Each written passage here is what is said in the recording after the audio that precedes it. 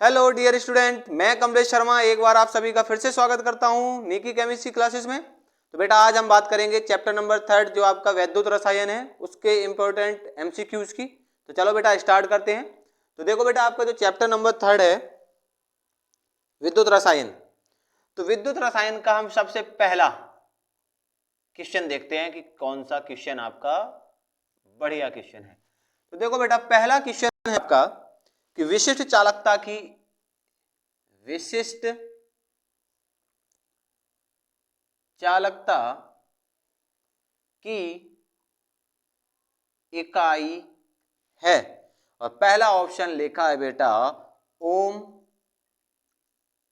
Centimetre inverse, दूसरा लिखा है बेटा ओम सेंटीमीटर की पावर -2, तीसरा लिखा है बेटा ohm inverse centimetre inverse and fourth number लिखा है बेटा आपका ओम इनवर्स एंड सेंटीमीटर की पावर -2।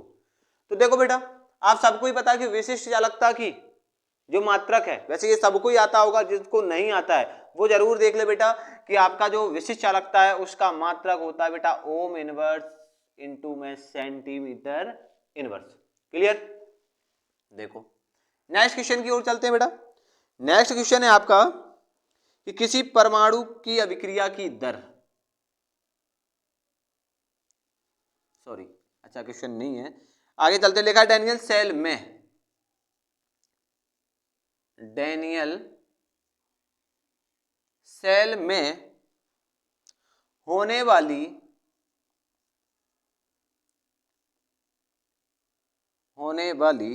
सेल अभिक्रिया है, सेल अभिक्रिया है और पहला ऑप्शन लिखा है बेटा Zn plus C U is equal to Zn plus 2 C U plus 2, दूसरा ऑप्शन है बेटा आपका Zn plus 2 plus C U plus 2 is equal to Zn plus C U,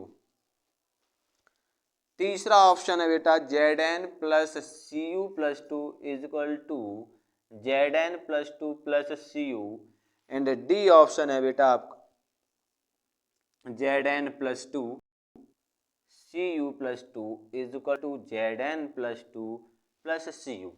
अब देखो बेटा जो आपका डैनियल सेल में होने वाली अभिक्रिया है वो कौन सी है। तो डैनियल सेल में क्या होता है बेटा, आप सभी को पता है कि डैनियल सेल आपका किस किस का बना होता है। तो डैनियल सेल बेटा आपका जो इलेक्ट्रोड होते हैं वो जिंक और कॉपर की छड़ होती है, क्लियर है ना, और वो क्या होते हैं कॉपर सल्फेट और जिंक सल्फेट के ही विलयन में डूबे रहते हैं, मतलब जिस धातु की छड़ लवण के विलयन में डूबी होती है। तो होता है क्या बेटा, तो उसमें आपका जो डैनियल सेल है उसमें क्या होता है, जो जिंक है वो तो जिंक आयन में और कॉपर आयन किसमें, कॉपर धातु में परिवर्तित होती है। इसका मतलब है इसका ऑप्शन नंबर कौन सा है, सी। तो डैनियल सेल में ये रिएक्शन जो है ना होती है। नेक्स्ट क्वेश्चन देखते हैं बेटा। नेक्स्ट क्वेश्चन की बात करते हैं। तो लिखा है कि विद्युत अपघटन की क्रिया में, विद्युत अपघटन की क्रिया में, विद्युत अपघटन की क्रिया में कैथोड पर होता है, कैथोड पर होता है। अब देखो बेटा पहला लिखा है आपका ऑक्सीकरण, ऑक्सीकरण, दूसरा लिखा है बेटा अवकरण, देखो बेटा अवकरण को हम अपचयन भी बोलते हैं, तीसरा है बेटा आपका विघटन एंड चौथा है बेटा आपका जल अपघटन। तो देखो बेटा इन्होंने कहा है कि विद्युत अपघटन की क्रिया में, अगर विद्युत अपघटन की क्रिया कराएं तो कैथोड पर क्या होगा। तो देखो बेटा हमने आपको बताया था कि आपको एक चीज याद रखना है कि एनोड पर हमेशा क्या होता है बेटा, ऑक्सीकरण होता है। क्या बताया था कि जो एनोड है उस पर हमेशा क्या होता है, ऑक्सीकरण, कोई सा भी सेल हो, और कैथोड पर क्या होता है, अपचयन, किसी भी प्रकार का सेल हो, बताया था ना। तो आप देख लो बेटा, तो इन्होंने पूछा कि विद्युत अपघटन की क्रिया में कैथोड पर क्या, तो कैथोड पर बेटा अवकरण या ये कह दें कि अपचयन होता है। और एनोड पर अगर पूछते कि एनोड पर क्या होता, तो एनोड पर बेटा क्या होता है, ऑक्सीकरण होता है, ये विघटन और जल अपघटन नहीं होता। नेक्स्ट क्वेश्चन की देखो बेटा बात करते हैं। नेक्स्ट क्वेश्चन है बेटा कि ए कॉमा बी कॉमा सी व डी धातुओं के मानक इलेक्ट्रोड, धातुओं के मानक इलेक्ट्रोड क्रमशः माइनस का 3.05, माइनस का 1.66, माइनस का 0.40 व प्लस का 0.8 वोल्ट है। इनमें किस धातु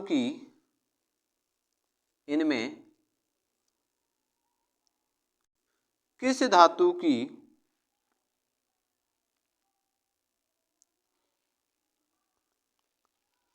अवकरण क्षमता या आप चयन क्षमता भी बोल सकते हैं, अवकरण क्षमता सबसे अधिक होगी। पहला ऑप्शन है बेटा ए, दूसरा ऑप्शन है बेटा बी, तीसरा ऑप्शन है सी एंड चौथा ऑप्शन है डी। मतलब ए बी ये 4 धातुएं हैं बेटा, ठीक है ना। तो 4 धातुओं के मानक इलेक्ट्रोड ये दिए इन्होंने, मतलब ए का तो है इतना, बी का है इतना, सी का ये रहा और डी का क्या है 0.8 वोल्ट है। तो इन्होंने ये कहा कि इनमें कौन सी धातु की अवकरण क्षमता सबसे अधिक होगी। अवकरण क्षमता का मतलब क्या है बेटा, आप चायक की बात करें ना, आप चायक क्षमता किसकी ज्यादा होगी, तो बेटा किसकी ज्यादा होगी, तो आप सबको ही पता है कि जिसके लिए मानक इलेक्ट्रोड विभव का मान कम होगा, जिस धातु के लिए मानक इलेक्ट्रोड विभव का मान क्या होगा बेटा कम होगा, उसकी अवकरण क्षमता क्या होगी ज्यादा होगी। तो अब बताओ बेटा सबसे कम कौन सी वैल्यू दिख रही है, तो इसमें सबसे छोटी जो वैल्यू है वो ये है। आपको पता है ना बेटा कि माइनस में जो वैल्यू आपको, जैसे हम इधर से माइनस हटा दें तो ये 3 दशमलव आपको कुछ दिख रहा है, तो माइनस में जो वैल्यू बड़ी होती है वो रियल में क्या होती है छोटी होती है। इसका मतलब जो सबसे छोटी वैल्यू होगी उसकी अवकरण क्षमता क्या होगी बेटा सबसे अधिक होगी। इसका मतलब है कि ए जो है इसमें वो क्या होगा सबसे ज्यादा अवकरण क्षमता प्रदर्शित करेगा। नेक्स्ट क्वेश्चन की ओर चलते हैं बेटा। नेक्स्ट क्वेश्चन आपका लिखा है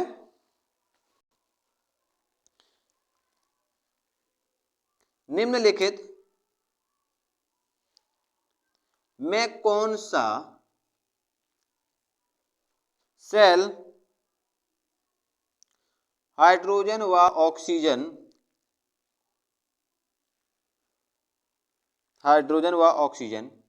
के रासायनिक ऊर्जा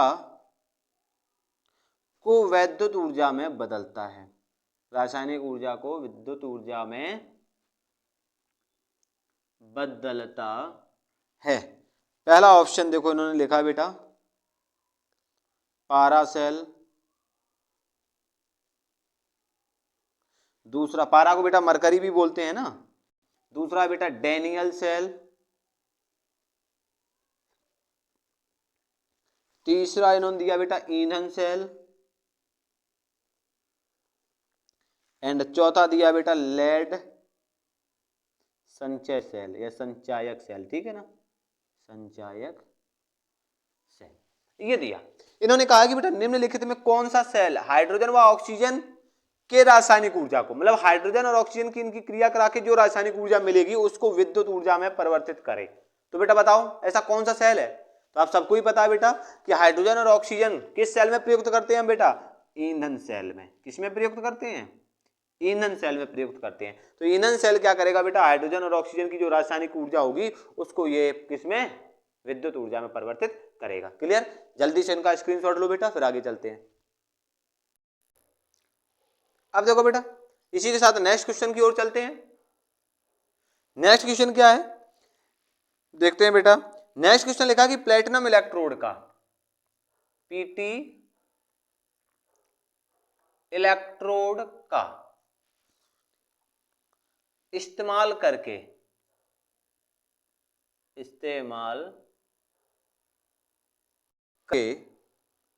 तनु H2SO4 का विद्युत अपघटन करने पर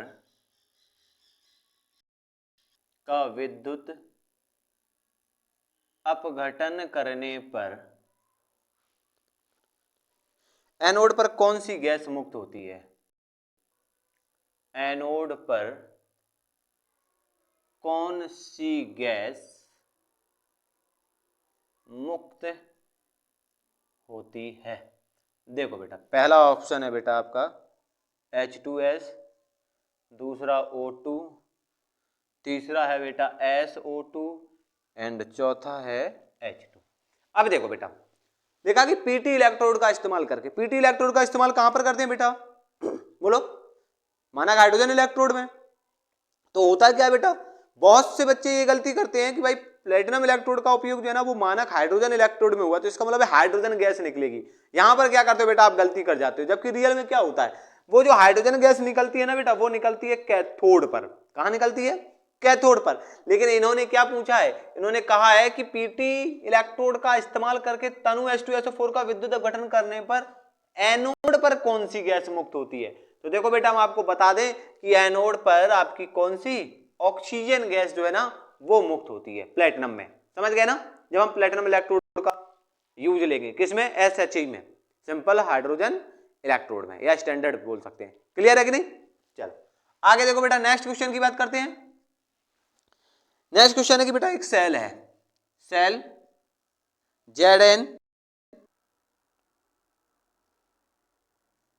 ZnSO4 CuSO4 Cu का विद्युत वाहक बल, का विद्युत वाहक बल 1.10 वोल्ट है, इसका कैथोड है। अब आगे इन्होंने क्या कहा है, इसका कैथोड है। पहला ऑप्शन दिया इन्होंने बेटा Zn, दूसरा इन्होंने ऑप्शन दिया है बेटा Cu, तीसरा दिया है ZnSO4 एंड चौथा दिया है CuSO4। चलो देखो बेटा, डैनियल सेल आपको याद आया होगा, ये डैनियल सेल का ही तो आरेख लिखा है, बोलो। और डैनियल सेल में क्या होता है बेटा, जो आपका लेफ्ट साइड जुड़ा होता है वो तो एनोड होता है, और जो राइट साइड जुड़ा होता है वो क्या होता है, कैथोड। तो इसका मतलब है कि ये जो Zn है ना, ये क्या है आपका, Zn क्या है बेटा, क्योंकि ZnSO4 में बनावट हो रहा है, इसका मतलब है यहाँ पर +2 आवेश आएगा, +2 आएगा तो इसका मतलब यहाँ ऑक्सीकरण हो रहा है, और इसका क्या हो रहा है, अपचयन हो रहा है। अपचयन हो रहा है तो इसका मतलब है कि विद्युत वाहक बल अगर आपका 1.10 वोल्ट आता है तो इसका कैथोड क्या होगा, तो कैथोड कौन होगा बेटा, कॉपर, क्योंकि डैनियल सेल में कॉपर की छड़ कैथोड का और जिंक की छड़ एनोड का कार्य करती है। क्लियर है ना। अब इसी क्वेश्चन को वो ऐसे ही पूछ सकते हैं बेटा इसका एनोड क्या, तो एनोड हो जाएगा Zn। ठीक है ना। ये क्या है, ये तो इनके लवड़ के विलयन है। क्लियर हुआ। चलो नेक्स्ट क्वेश्चन की ओर चलते हैं बेटा। नेक्स्ट क्वेश्चन है कि निम्नलिखित में कौन द्वितीयक सेल है, निम्नलिखित में कौन द्वितीयक सेल है, सेकेंडरी सेल की बात करते हैं, द्वितीयक सेल है। पहला ऑप्शन है बेटा लैक्लांसे सेल,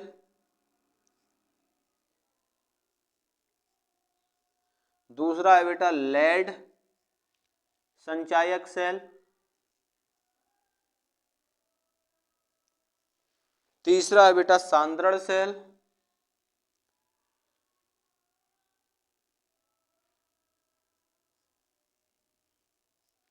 सांद्रण सेल एंड चौथा है बेटा आपका इनमें से सभी। तो देखो बेटा निम्नलिखित में द्वितीयक सेल है। अब द्वितीयक सेल कौन सा बेटा, इन्होंने कहा लैक्लांसे सेल या लेड संचायक सेल या सांद्रण सेल या इनमें से सभी। तो बेटा आप सब बता सकते हो इस क्वेश्चन को, तो बोलो, ये तो सिंपल सा क्वेश्चन है। आपके दो ही प्रकार के सेल हैं, एक तो प्राथमिक सेल है, एक द्वितीयक सेल। तो द्वितीयक सेल में आपने क्या पढ़ा होगा, द्वितीयक सेल में आपको पहला ही सेल पढ़ाया गया होगा बेटा लेड संचायक सेल। क्लियर। चलो आगे देखते हैं बेटा।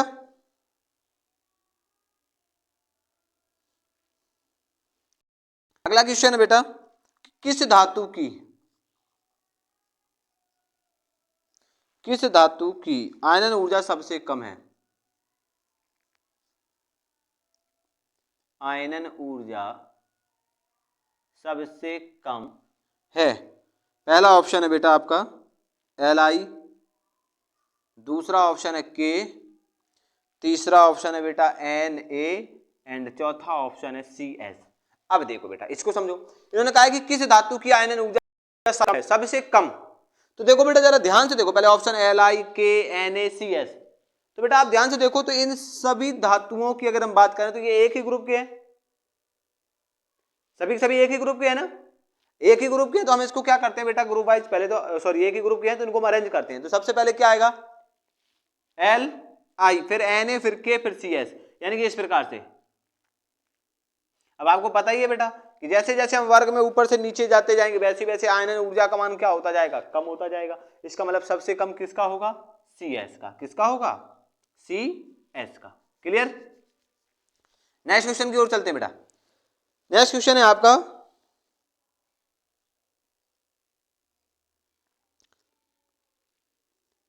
प्लेटिनम इलेक्ट्रोड पर H+ आयन पहले अपचयित होता है,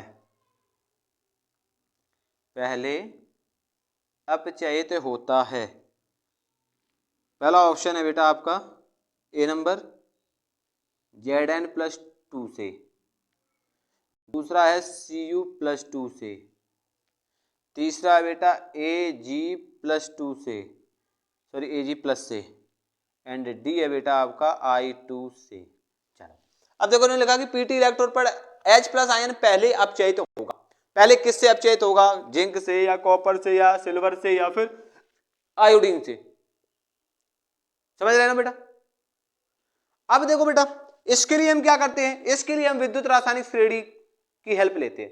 तो विद्युत रासायनिक श्रेणी में क्या हो जाएगा बेटा कि हाइड्रोजन के जो ऊपर तत्व होते हैं वो क्या करते हैं, H+ आयन को अपचयित कर सकते हैं, नीचे वाले तो नहीं करेंगे। तो हाइड्रोजन के ऊपर इसमें से कौन सी मेटल है बेटा, हाइड्रोजन के ऊपर इसमें एक ही मेटल है और वो है कौन सा, Zn। कौन सा है, Zn। तो इसका मतलब है कि इसका अपचयित प्लेटिनम इलेक्ट्रोड पर जो H+ आयन है ना, इसका कौन अपचयित करेगा, Zn करेगा। क्लियर है ना।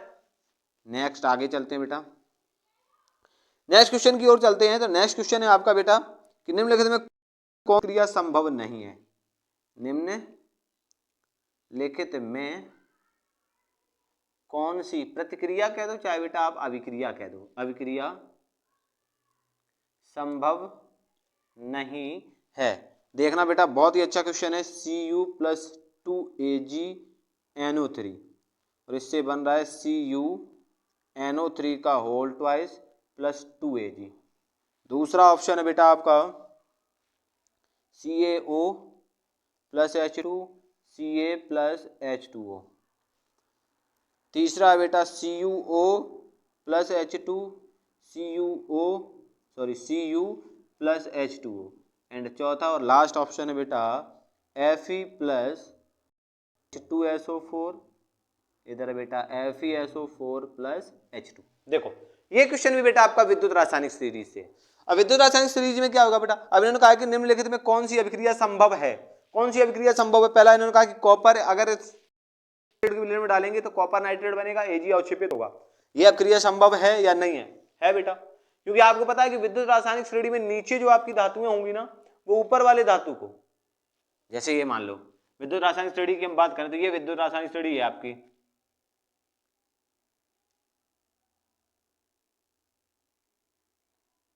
है ना बेटा।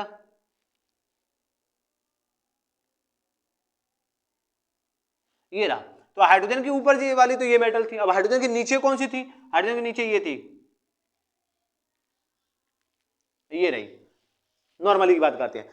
तो अब इन्होंने ये पूछा कि निम्न में कौन सी अभिक्रिया संभव नहीं है, संभव नहीं है की बात कर रहे हैं।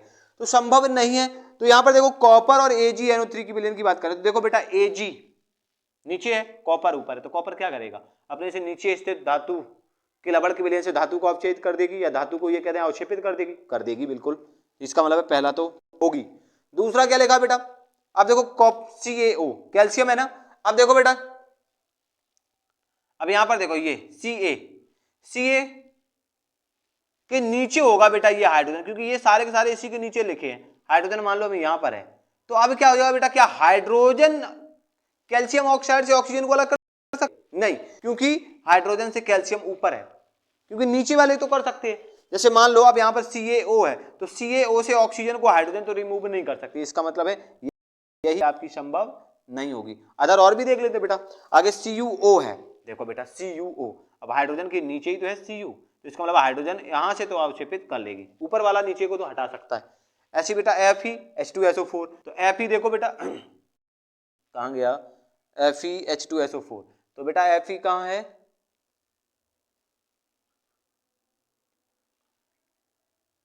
अरे यहाँ पर है, ये देखो है F और ये नीचे है आपका H2SO4, तो H2SO4 से F क्या करेगा, यहाँ से हटा लेगा, इसके बाद ही आएगा आपका Cr के बाद Fe आता है, तो Fe क्या करेगा, H2SO4 से SO4 को अलग कर लेगा, ऊपर वाला नीचे को तो विस्थापित कर सकता, मतलब तीनों संभव है, सिर्फ एक अभिक्रिया जो है वो संभव नहीं है। क्लियर हुआ, जल्दी से स्क्रीनशॉट लो बेटा, आगे चलते हैं फिर। अब देखो बेटा नेक्स्ट क्वेश्चन की ओर चलते हैं। नेक्स्ट क्वेश्चन है बेटा कि विद्युत रासायनिक श्रेणी के आधार पर, अब समझना बेटा इसको, विद्युत रासायनिक श्रेणी के आधार पर तनु अम्लों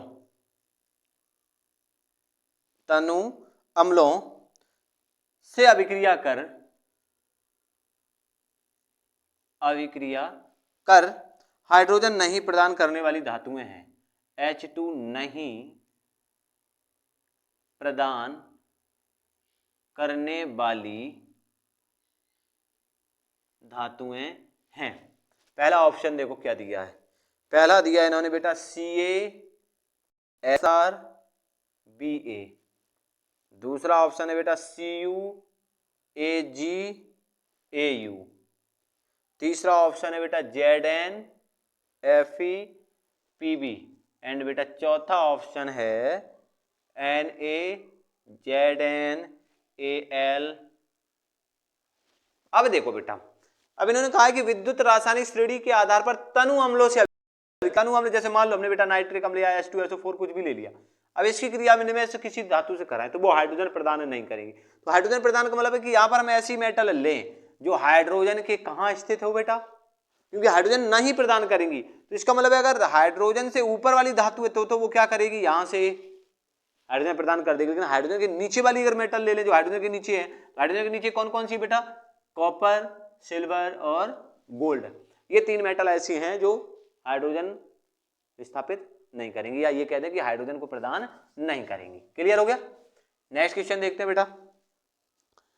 नेक्स्ट क्वेश्चन लिखा है कि निम्न आयनों में प्रबल, चलो बताओगे आप लोग, निम्न आयनों में सबसे प्रबल अपचायक कौन है, सबसे प्रबल अपचायक कौन है। पहला ऑप्शन है बेटा F minus, Cl minus, Br minus और I माइनस। अब देखो बेटा इन्होंने कहा कि निम्न आयनों में सबसे प्रबल अपचायक कौन है। प्रबल अपचायक की बात करें तो बेटा क्या होता है, सीधी सी बात, जिसका आकार बड़ा होगा वो ज्यादा होगा। क्लियर है कि नहीं, क्योंकि यहाँ F में सबसे ज्यादा प्रबल अपचायक कौन होगा, तो प्रबल अपचायक होगा बेटा आपका कौन, आयोडीन। क्लियर, चलो बेटा आगे चलते हैं।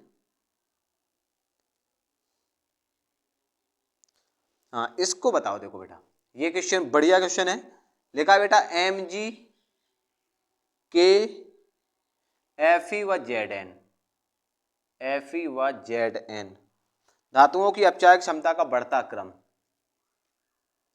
धातुओं की अपचायक क्षमता का बढ़ता क्रम है। पहला देखो इन्होंने क्या लिखा है, पहला लिखा बेटा के Mg Fe Zn, दूसरा लिखा बेटा इन्होंने के Mg Zn Fe, तीसरा लिखा है देखो बेटा इन्होंने Fe Zn Mg K, and चौथा लिखा है बेटा Zn Fe Mg और K। अब देखो बेटा इन्होंने कहा है कि Mg K Fe व Zn धातुओं की अपचायक क्षमता का बढ़ता क्रम रखो, बढ़ता क्रम लिखना है आपको। अब अपचायक क्षमता का बढ़ता क्रम का मतलब क्या बेटा, अब यहाँ पर देखो अलग अलग प्रकार के आए हैं, जैसे इस पे +2 होगा, इस पे भी +2 होगा, इस पे +1 होगा, इस पे +3 होगा, है ना। तो बेटा अब क्या करोगे, सबसे पहले तो प्रबल के लिए क्या करोगे, क्योंकि इन्होंने प्रबल अपचायक क्षमता बढ़ता क्रम पूछा है ना, तो सबसे ज्यादा अपचायक क्षमता किसकी होगी बेटा, जिसका आवेश कम होगा। क्लियर है ना। तो इसका मतलब एक चीज तो कन्फर्म है कि इन सभी में सबसे कम आवेश किस पर है, के पर। तो के पर सबसे ज्यादा होना चाहिए। तो देखो बेटा के पर सबसे ज्यादा होना चाहिए, तो ऑप्शन अब आ रहे हैं आपके पास दो, बी में सॉरी सी में और डी में। क्लियर है ना। अब देखो बेटा क्या हो जाएगा, सी और डी में। अब हम चलते हैं mg की लेकर की बात करते हैं, किसकी लेकर की बात करते हैं, mg की। mg पर क्या होगा, देखो बेटा mg पर जो आपका अपचायक क्षमता होगी ना mg की, वो पोटेशियम से क्या होगी, कम होगी। क्लियर है ना। तो इसका मतलब है mg के अगर हम देखें तो इसमें दोनों में वही सेम है। अब हमें केवल पता करना है किसमें बेटा, Fe और Zn में। किसमें, Fe और Zn में। तो Fe और Zn में क्या करोगे बेटा, तो Fe Zn में आप सबको पता है, विद्युत रासायनिक सीरीज में देखेंगे तो विद्युत रासायनिक सीरीज में क्या हो जाएगा बेटा, Zn जो है ना वो प्रबल अपचायक होगा और Fe क्या है, कम अपचायक है। किसके आधार पर, मानक इलेक्ट्रॉन विभव के आधार पर। तो इसका मतलब है इसका ऑप्शन नंबर कौन होगा बेटा, इसका ऑप्शन नंबर होगा सी। कौन सा होगा, option number C. Clear. Next question की ओर चलते हैं बेटा। नेक्स्ट क्वेश्चन है आपका, सेल स्थिरांक की इकाई है, ये तो आप बता ही दोगे, चलो छोड़ो इसको छोड़ते हैं। हाँ ये बताओ बेटा, सर्वाधिक चालकता होगी, किसकी सर्वाधिक चालकता होगी ये आपको बताना है। पहला लिखा बेटा सिलिकॉन, दूसरा लिखा बेटा लोहा Fe, तीसरा लिखा है आपका बेटा Ag चांदी, एंड चौथा लिखा है बेटा क्या लिखा है, टेफ्लॉन। चौथा क्या लिखा है, टेफ्लॉन। अब आप बताओ बेटा, टेफ्लॉन तो बहुलक है, बाकी और किसकी होगी सर्वाधिक चालकता। तो आपको देखो जब बेटा आपके सर ने पढ़ाया होगा तो उन्होंने बताया होगा कि सबसे ज्यादा चालकता केवल किसकी होती है बेटा, चांदी की। अगर आप अपने घरों में चांदी की वायर लगाओगे ना तो आपको सबसे ज्यादा विद्युत चालकता मिलेगी। लेकिन ये मेटल बहुत महंगी है बेटा, इसलिए अपन बर्बाद हो जाएंगे विद्युत चालकता के चक्कर में। आगे देखो बेटा, अगला क्वेश्चन है कि किसी विलयन की चालकता, किसी विलयन की चालकता समानुपाती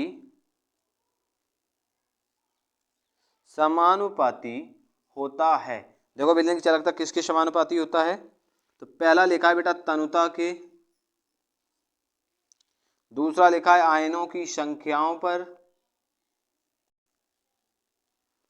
तीसरा लिखा है बेटा आपका विद्युत धारा के घनत्व पर, और एंड चौथा लिखा है बेटा आपका विलयन का आयतन, सॉरी आयन नहीं होना चाहिए, आयतन होना चाहिए, विलयन का आयतन। तो देखो बेटा किसी विलयन की चालकता समानुपाती होगी, किसके, तनुता के। तनुता से तो विलयन की चालकता समानुपाती हो ही नहीं सकती, क्योंकि तनुता बढ़ाने पर क्या होती है बेटा, चालकता तो घटती है। तो इसका मतलब आयनों की संख्या, हाँ ये तो आप सही लग रहा है, क्योंकि जितने ज्यादा आयन होंगे उस विलयन की चालकता भी क्या होगी, उतनी ही ज्यादा होगी। तो इसका मतलब इसका ऑप्शन नंबर क्या होगा बेटा, ऑप्शन नंबर होगा बी। चलो नेक्स्ट क्वेश्चन की ओर चलते हैं। तो नेक्स्ट क्वेश्चन है बेटा आपका, लिखा है कि किसी मरकरी सेल में, किसी मरकरी सेल में कौन सा पदार्थ नहीं होता, कौन सा पदार्थ नहीं होता है। देखते हैं बेटा, पहला HgO, दूसरा KOH, तीसरा Zn, एंड चौथा लिखा है बेटा HgCl2। देखो बेटा मरकरी सेल आप सभी ने पढ़ा होगा, मरकरी सेल तो इन्होंने ये पूछा कि मरकरी सेल में कौन सा पदार्थ नहीं होता। देखो बेटा HgO काम है इसका, तो KOH ये विद्युत अपघट्य है, Zn उसकी छड़ी प्रयुक्त करते हैं हम, तो बचा क्या बेटा HgCl2, यानी कि HgCl2 जो है ना इसका इस विलयन में कोई काम नहीं है। क्लियर हो गया। अब देखो बेटा नेक्स्ट क्वेश्चन की बात करते हैं। नेक्स्ट क्वेश्चन है बेटा आपका कि जब सेल अभिक्रिया साम्यावस्था को, जब सेल अभिक्रिया साम्यावस्था को प्राप्त कर लेता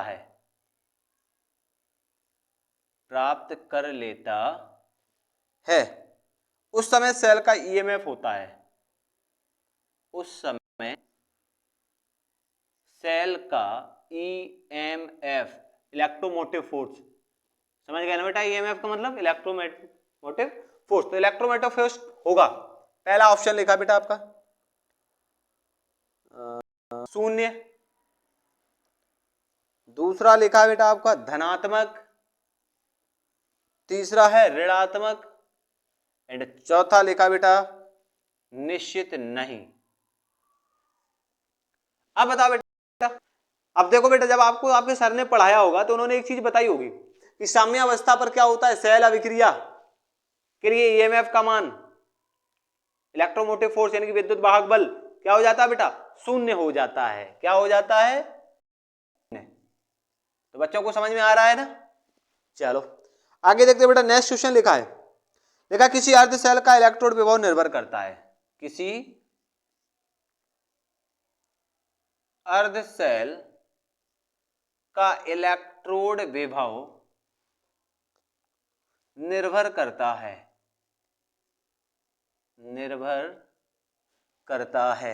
किस पर निर्भर करता है? पहला लिखा बेटा धातु की प्रकृति पर, दूसरा लिखा है सेल में धातु आयन की सांद्रता पर, सेल में धातु आयन की सांद्रता पर,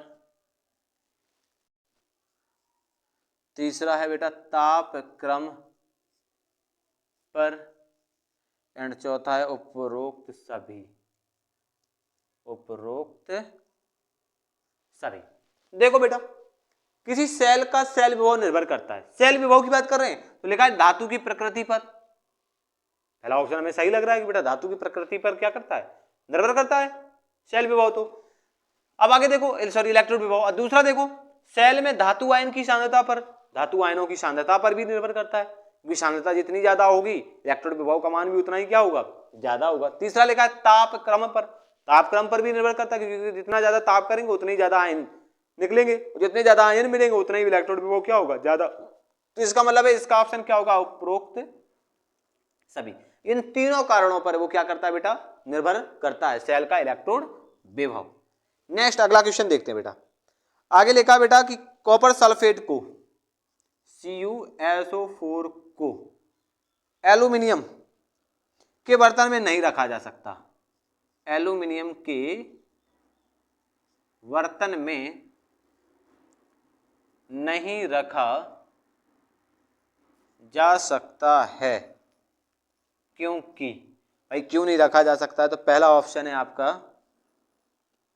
Cu+2 ऑक्सीकृत हो जाता है, ऑक्सीकृत हो जाता है। दूसरा है बेटा Cu+2 अवकृत हो जाता है, या अपचयित लिख सकते हो, ठीक है बेटा, अपचयित लिख दे। ऑक्सीकृत हो गया, अपचयित हो जाता है।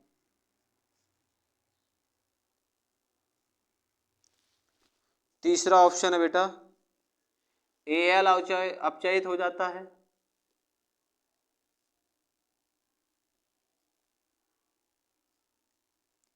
एंड डी ऑप्शन है बेटा CuSO4 विघटित हो जाता है, हो जाता है। अब देखो बेटा, कॉपर सल्फेट को एल्यूमिनियम के बर्तन में नहीं रखा जाता। क्यों नहीं रखा जाता बताओ बेटा? क्योंकि बेटा एल्यूमिनियम के बर्तन में हम इसलिए नहीं रखेंगे कॉपर को, क्योंकि बेटा जो कॉपर सल्फेट है वो क्या हो जाएगा? Cu+2 जो है ना वो आपका, यानी कि कॉपर सल्फेट में जो कॉपर आयन था वो क्या हो जाता है बेटा? आपका अपचयित हो जाता है। क्या हो जाता है बेटा? अपचयित हो जाता है। तो इसलिए हम इसको कॉपर सल्फेट को एल्यूमिनियम के बर्तन में नहीं रख सकते। क्लियर? नेक्स्ट क्वेश्चन देखते हैं बेटा। नेक्स्ट क्वेश्चन लिखा है आपका निम्न लिखित में से किस पदार्थ के घोल को, किस पदार्थ के घोल को कॉपर के बर्तन में सुरक्षित रखा जा सकता है, कॉपर के बर्तन में सुरक्षित रखा जा सकता है। पहला देखो लिखा है बेटा ZnSO4, दूसरा AgNO3, तीसरा AuCl3 एंड चौथा इनमें से सभी को, मतलब सभी, ऐसे लिख दो आप ऑप्शन सभी। अब देखो बेटा लिखा है कि निम्नलिखित में किस पदार्थ के घोल को कॉपर के बर्तन में सुरक्षित रखा जाता है। कॉपर के बर्तन में किसको सुरक्षित रख सकते हैं आप, ZnSO4 को या AgNO3 को या AuCl3 को या सभी को, बताओ। तो बेटा अगर हम कॉपर के बर्तन में रखेंगे तो कॉपर का मतलब क्या हुआ, हम बेटा कॉपर के बर्तन में कॉपर से ऊपर वाली जो धातु है विद्युत रासायनिक सीरीज में वो रख दें तो वो सुरक्षित है, समझ गए ना। अगर नीचे वाली धातु को रखेंगे ना, या नीचे वाली धातु के लवण विलयन रखेंगे तो क्या हो जाएगा, आप सबको ही पता है बेटा, क्लियर है ना। तो कॉपर क्या करेगा, धातु के लवण के विलयन से धातु को क्या कर देगा, अवक्षेपित कर देगा। इसका मतलब ये हुआ कि बेटा जो आपका ZnSO4 है, क्योंकि Zn ही विद्युत रासायनिक श्रेणी में कॉपर है, तो इसका विलयन तो सुरक्षित रखा रहेगा। बाकी ये दोनों में, इसमें तो Ag मिल जाएगा, इसमें आपको Au मिल जाएगा, क्लियर है ना।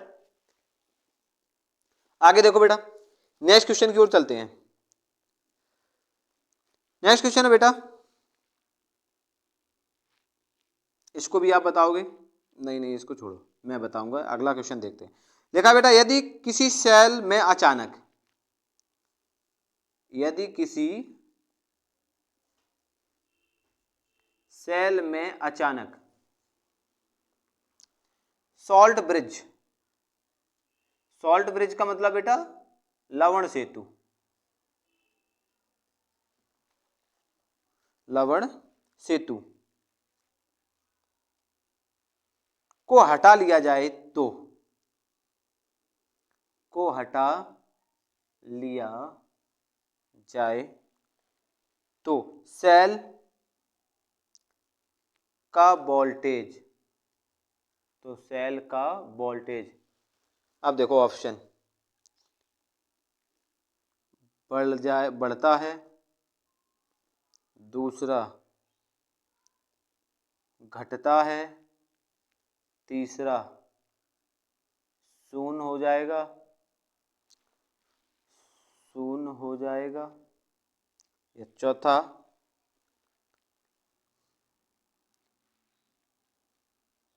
सभी। अब देखो बेटा जैसे मान लो अगर आपका सेल है और आपने उससे लवण सेतु को हटा दिया, तो लवण सेतु को हटा दिया तो लवण सेतु क्या बेटा, विलयनों की विद्युत उदासीनता को बनाए रखती है, तो यानी कि विद्युत उदासीनता क्या हो जाएगी, खत्म, विद्युत उदासीनता खत्म। तो इसका मतलब है कि सेल में करंट यानी कि विद्युत धारा का मान भी क्या हो जाएगा, खत्म। इसका मतलब है ऑप्शन नंबर सी, विद्युत में जो वोल्टेज है वो क्या हो जाएगा, शून्य हो जाएगा। इसका मतलब है कि आपके विलयन में या उस सेल में कोई भी विद्युत धारा प्रवाहित नहीं होगी। आगे देखो लिखा बेटा, अगला क्वेश्चन इसी से रिलेटेड है। लिखा बेटा सॉल्ट ब्रिज में KCl का उपयोग, KCl का उपयोग, KCl है ना, या बेटा आपका NH4Cl या KNO3, बहुत सारे विलयन होते हैं ना, का उपयोग किया जाता है, का उपयोग किया जाता है, क्योंकि, क्यों किया जाता है बेटा, पहला ऑप्शन है K+ व Cl- आइसो इलेक्ट्रॉनिक है, आइसो इलेक्ट्रॉनिक है, बी K+ Cl, K+ व Cl- का समान ट्रांसपोर्ट संख्या है, अर्थात इलेक्ट्रॉन आवेशन समान है, अपोजिट और समान है ना, समान ट्रांसपोर्ट संख्या है,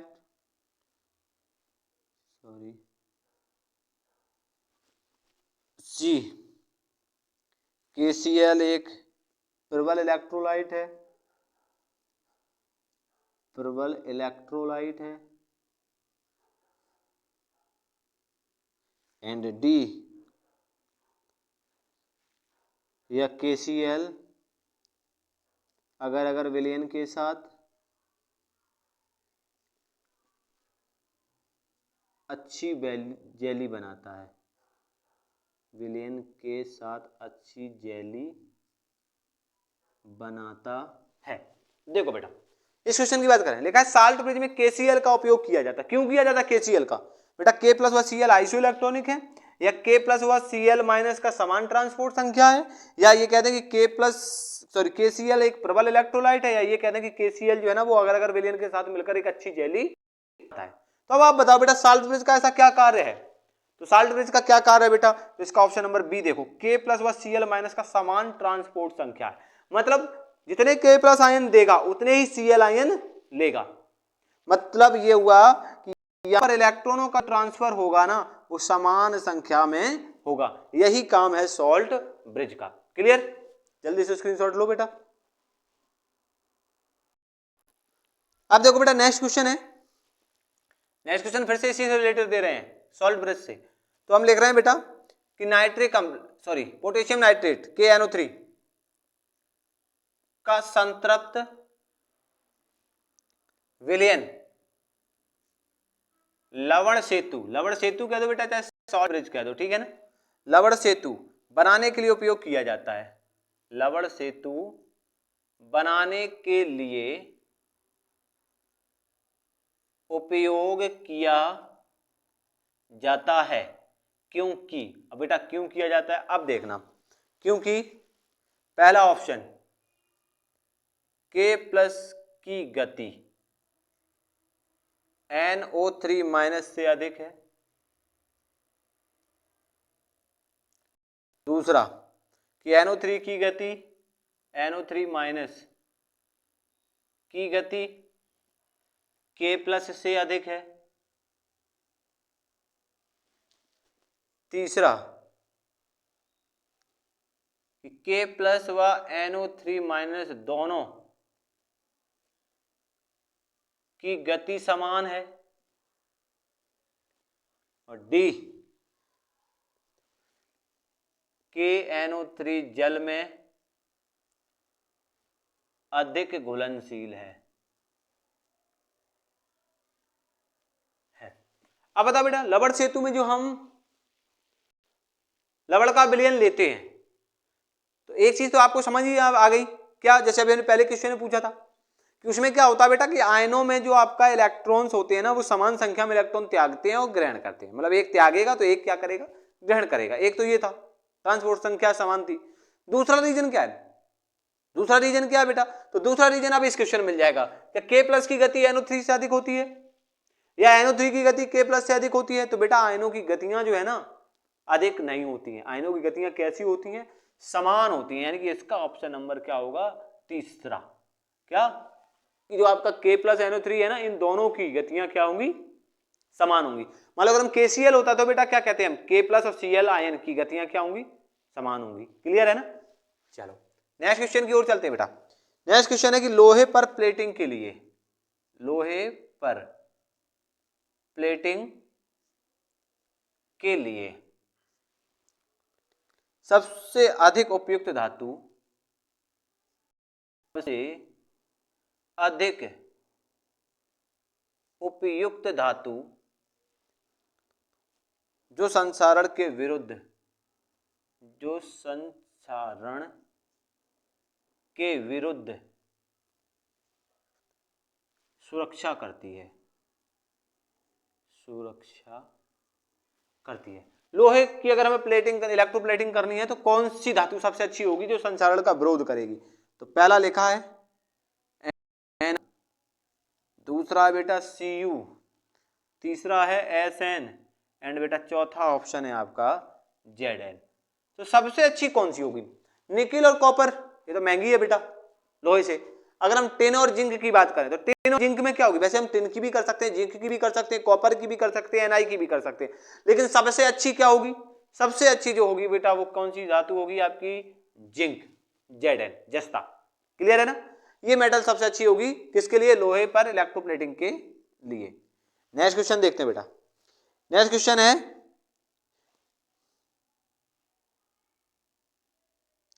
सेल अभिक्रिया स्वतः होती है।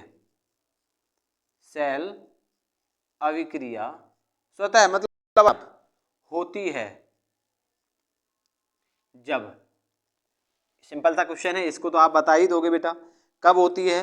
जब आपका ई नॉट सेल कैसा हो? धनात्मक हो, पॉजिटिव। दूसरा है बेटा कि डेल्टा जी कैसा हो? नेगेटिव हो। तीसरा क्या है बेटा कि डेल्टा जी कैसा हो? पॉजिटिव हो, यानी कि धनात्मक हो। डी कि ई नॉट सेल कैसा हो बेटा? नेगेटिव हो। तो ये है आपके। तो बताओ बेटा सेल अभिक्रिया अपने आप कब होती है? जब डेल्टा जी का मान कैसा हो? ऋणात्मक हो। बड़ा होगा, सिंपल सा क्वेश्चन था, इसको तो आप भी कर लेते बेटा, है ना? क्वेश्चन तो सारे ही सिंपल है। नेक्स्ट क्वेश्चन देखते हैं बेटा।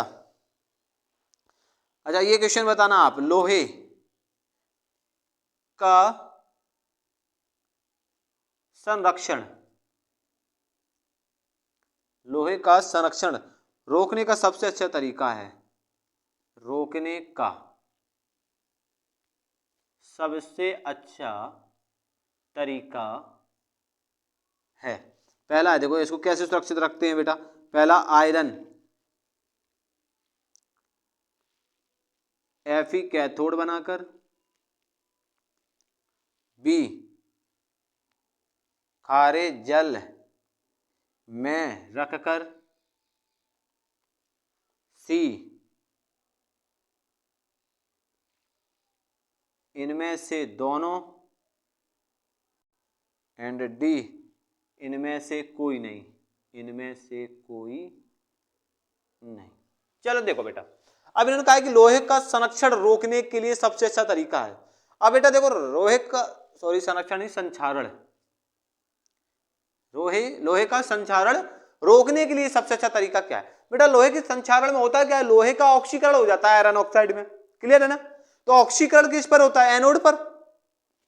ऑक्सीकरण किस पर होता है? एनोड पर। अगर बेटा हम इसका हटा दें तो इसका मतलब संक्षारण नहीं होगा। तो संक्षारण किस पे होगा बेटा? कैथोड पर। तो इसका मतलब क्या है कि हम Fe को क्या बना दें?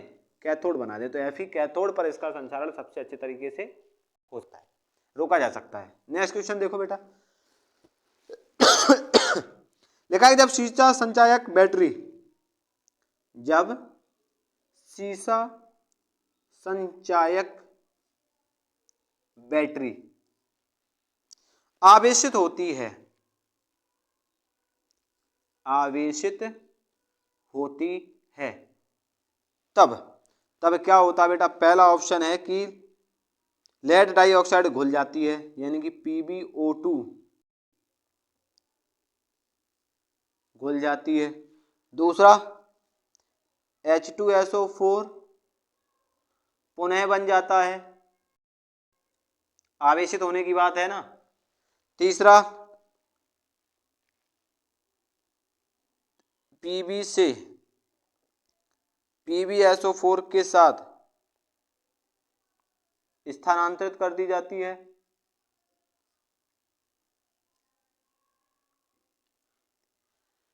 एंड चौथा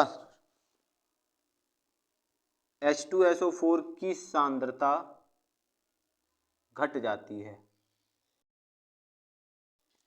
अब आप बताओ बेटा, शीशा संचायक सेल आवेशित होता है, आवेशित हो रहा है ना, आवेशित और निरावेशित समझते ही हो, चार्ज और डिस्चार्ज। तो आवेशित हो रहा है यानी कि चार्ज हो रहा है, तो चार्ज हो रहा है तो इसका मतलब क्या बेटा?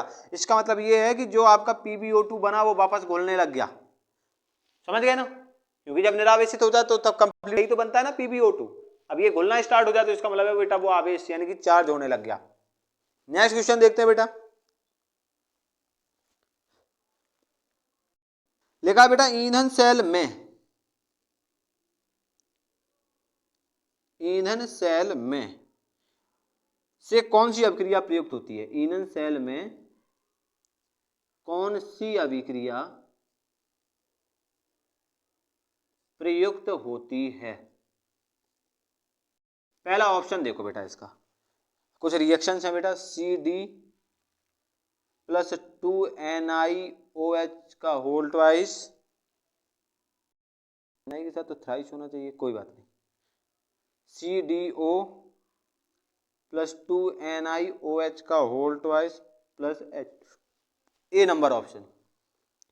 बी नंबर है बेटा Pb plus PbO2 plus H2SO4, 2PbSO4 plus 2H2O। C number option है बेटा 2H2 plus O2 is equal to 2H2O। And D option है बेटा 2Fe plus O plus 4H plus 4H plus is equal to 2Fe plus 2 plus 2H2O। अब देखो बेटा, इन्होंने कहा ईंधन सेल में, तो ईंधन सेल में प्रयुक्त होने वाले पदार्थ कौन है बेटा? Hydrogen, oxygen. तो सीधी सी बात है, इसका ऑप्शन नंबर कौन सा होगा? ये तो निकल कैडमियम सेल का है बेटा, ये आपका सीता संचायक सेल का लिखा है, और ये आपका ऑक्सीकरण लिखा है आयरन का। क्लियर हुआ? तो ये था इतना। जल्दी से बेटा स्क्रीनशॉट लो, फिर आगे चलते हैं। अब देखो बेटा, अगले क्वेश्चन की ओर चलते हैं। अगला क्वेश्चन है बेटा कि विद्युत की चालकता एवं चालक की चालकता एवं प्रतिरोध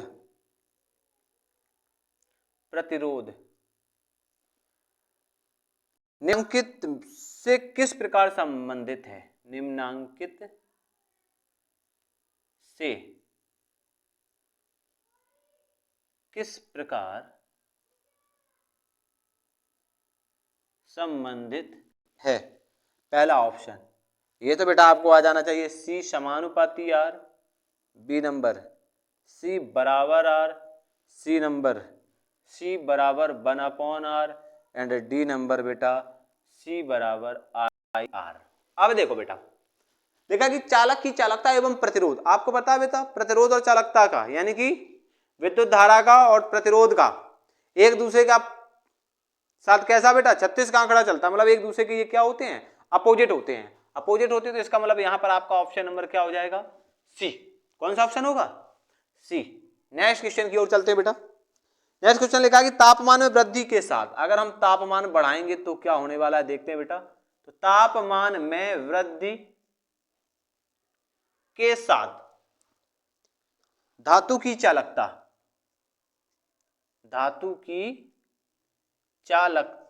डैश ए नंबर बढ़ती है, बी नंबर बेटा घटती है, सी नंबर बेटा अपरिवर्तित रहती